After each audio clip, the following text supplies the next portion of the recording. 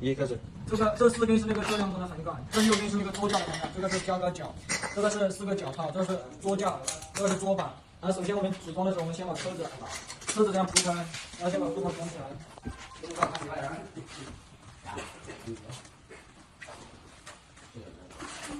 这边这两边都有贴的，这样贴好。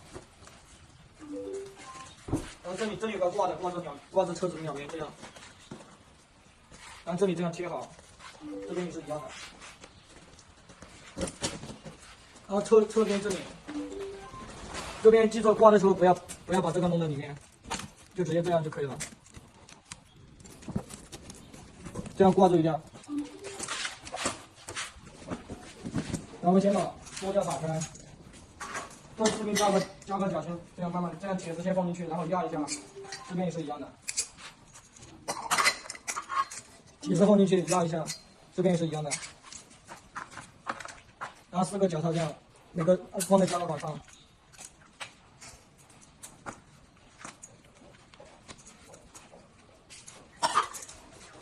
然后放到车上，这个是可以随意调节的。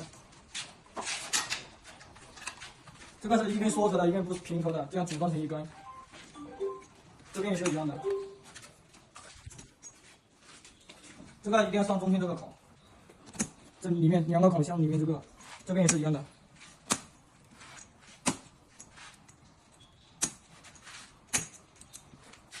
类似于长的。这个是4根撑杆，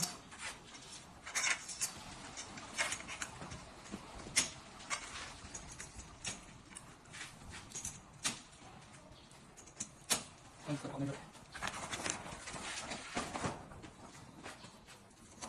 这边找个人帮忙一下，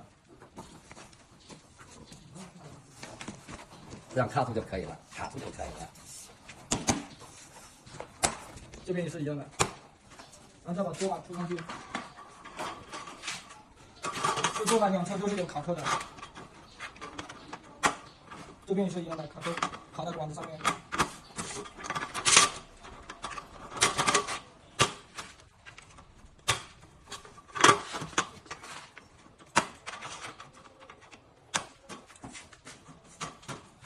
这样就一个整个组装完成。这里面用的。